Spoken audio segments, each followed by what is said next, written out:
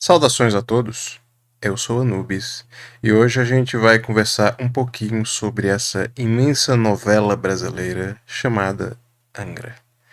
Assim como você, eu também sou um fã da banda e confesso a vocês que não é fácil ser um fã da banda, porque é uma banda muito complicada, muito conturbada, muito cheia de altos e baixos, e hoje a gente vai discutir e conversar um pouquinho melhor sobre isso. Vamos nessa.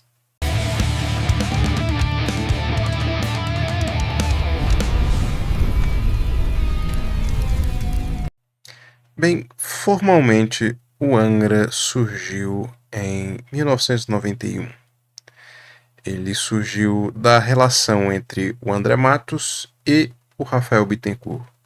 Ambos estudavam música clássica e a partir do contato deles surgiu a ideia de criar uma banda de heavy metal que misturasse música clássica e também música brasileira.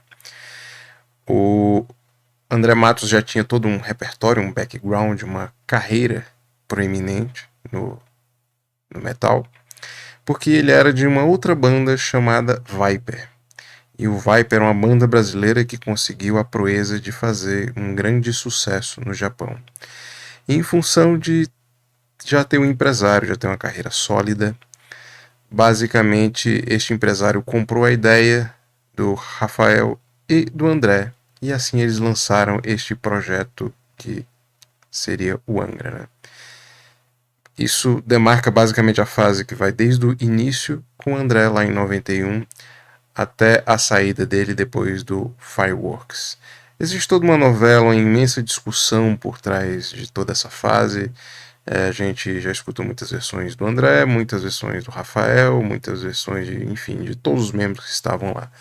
O fato é que por várias questões e diferenças criativas e desgaste, o André saiu da banda ali no final dos anos 90 e fundou o Xamã, um outro projeto que ele também foi levando até um ponto que ele também saiu desse projeto.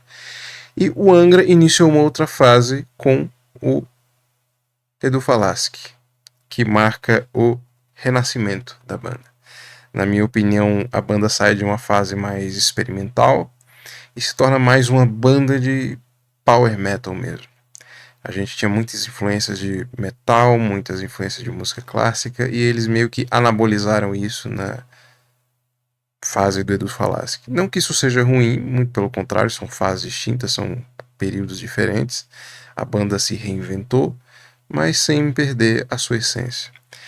O período que vai do Edu até a sua saída posteriormente vai de 2000 a mais ou menos 2010, se eu não me engano.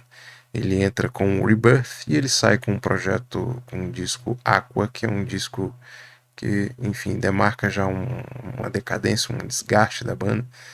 É um disco que poderia ser remixado, reproduzido, porque ele é muito ruim.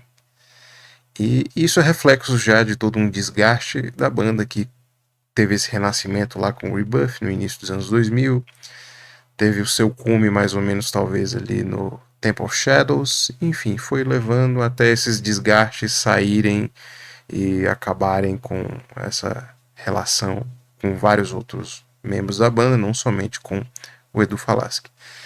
E entra um outro período que, com a saída do Edu, o Kiko e o Rafael, que se consolidaram, vamos dizer assim, com os pilares da banda, eles tentam continuar com a banda, só que novamente com esse dilema de reinventar a banda com um novo frontman. E aí que entra o Fábio Lione, que era o vocalista clássico ali do Rhapsody, que era uma das maiores bandas do mundo de power metal, uma banda que é praticamente o pilar do gênero no mundo.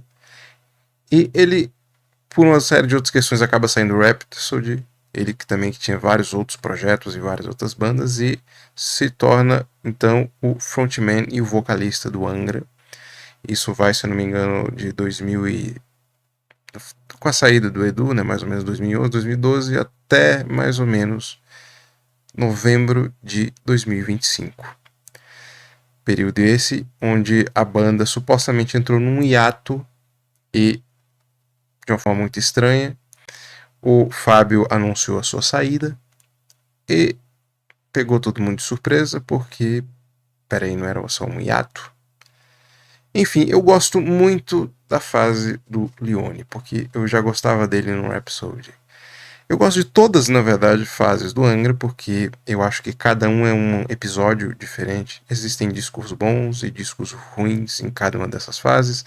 Cada vocalista tem sua característica, mas entre todos esses períodos, vamos dizer assim, a banda provou que ela tem uma espinha dorsal, que é o Rafael Bittencourt.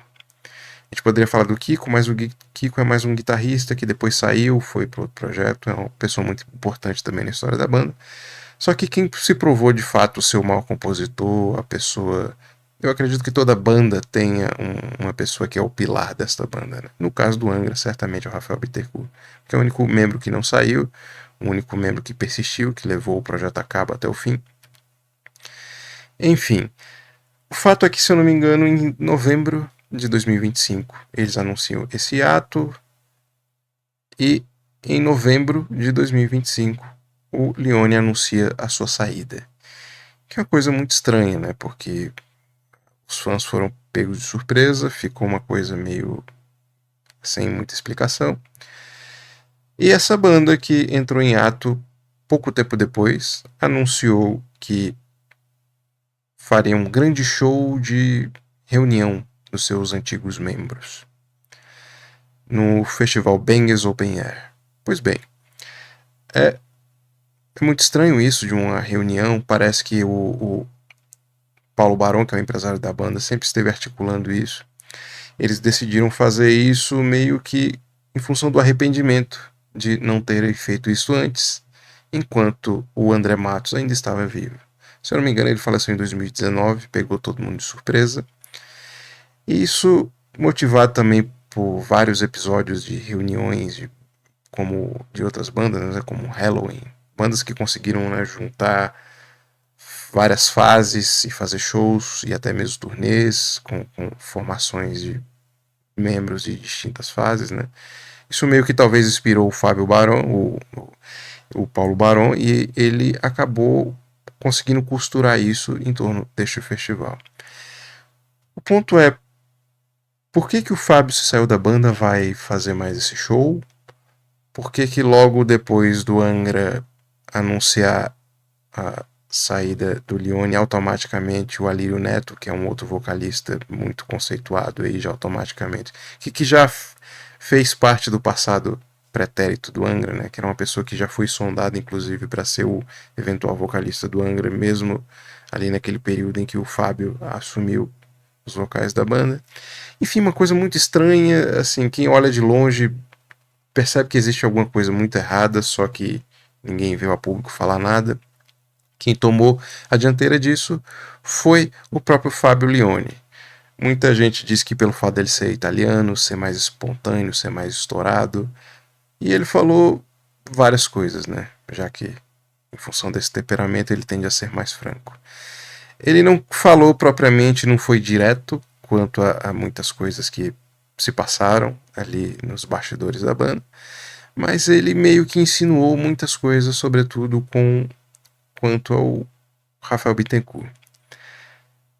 Parece de longe que quem não acompanha os bastidores, né, pelo menos eu tive essa impressão, parece que na verdade tudo isso foi uma situação criada para pressionar o Fábio Leone a sair da banda.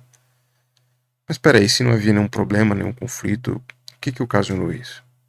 A banda, em 2025, anunciou um hiato, ou seja, um período indefinido de pausa. Curiosamente, o Fábio, por ser um profissional, por ser um cara muito proativo, por ser um cara, ele simplesmente falou: olha, quero me livrar do compromisso e vou trabalhar em outros projetos. E após isso, curiosamente, surgiu esse suposto evento de reunião, esse show de reunião no Bangers Open Air. E depois disso, curiosamente, depois de anunciar o novo vocalista, que é o Alírio Neto, a banda magicamente sai do hiato e anuncia uma turnê em comemoração aos 30 anos do Holy Land, que é, na minha opinião, o trabalho mais sólido e icônico da fase do André Matos. É muito estranho isso, por que a banda entrou em um hiato e logo depois já saiu da turnê. Todo mundo que trabalha com música sabe que uma turnê ela precisa ser planejada anteriormente. Então, como é que isso aconteceu? Enfim, o fã do Angra, ele é constantemente meio que atormentado por esse fantasma deste caos que aparentemente existe nos bastidores da banda, porque toda hora é uma surpresa nova, é um membro que sai, é uma intriga diferente, é um boato distinto. Enfim, eu chamaria este vídeo aqui para vocês, eu inclusive vou botar o título deste vídeo de Angra, uma banda que é muito fácil gostar e é muito difícil ser fã. Porque a gente fica num eterno sem saber o que de fato está acontecendo. A impressão que eu tenho é que o Rafael Bittencourt é uma pessoa meio que, como ele é a única pessoa que não saiu, né, em nenhum desses períodos do Angra, talvez ele seja o grande artífice por trás de todas essas polêmicas e desses conflitos. Não quero acusá-lo aqui de forma alguma, acho um puta músico, acho um compositor sensacional. É um cara muito versátil, enfim, eu acho ele um compositor incrível. Para quem não sabe, ele é o grande artífice das músicas e o principal compositor, o principal letrista do Angra, né? Enfim, ele é a mente criativa por trás do Angra, na minha opinião. Mas é muito estranho que, assim, todos esses conflitos, todas essas tensões girem meio que em torno dele, né? Principalmente com essas declarações do Fábio, mesmo sem citar textualmente ele, fazem meio que ilações a isso. Enfim, esse é um vídeo de desabafo, assim, eu honestamente não sei o futuro da banda. O Alírio Neto é um grande vocalista, tanto que ele foi sondado lá no período onde o Fábio inicialmente entrou para ser o vocalista e frontman da banda. Ele é um grande parceiro do Marcelo Barbosa, que é o guitarrista que entrou para substituir o Kiko Loureiro quando ele foi pro Megadeth. Enfim, o Angra é uma banda de intrigas, de tretas, de histórias dentro de histórias que a gente nunca vai saber. Enfim, esse é um vídeo muito mais de desabafo e de conversa com vocês. E é por isso mesmo que eu gostaria que vocês deixassem aqui embaixo, nos comentários, a opinião e a visão de vocês sobre tudo isso. O que vocês acham que de fato se passa nos bastidores do Angra? Vocês acham que é culpa do Rafael Bittencourt, da química com outros membros? Se a culpa é do Paulo Barão, que é um empresário e que no fundo é alguém que tem um peso muito forte em tudo que acontece com a banda? Enfim, esse é um vídeo aberto de reflexão e uma conversa franca com vocês. E eu gostaria muito da opinião de vocês todos. Enfim, eu honestamente não sei qual é o futuro da banda, mas eu espero que seja o melhor possível. E é isso. Até a próxima. Obrigado por assistir o vídeo até o final. Siga o canal se ainda não for inscrito, ative as notificações, curta, comente e compartilhe. Assim você contribui para fortalecer o projeto.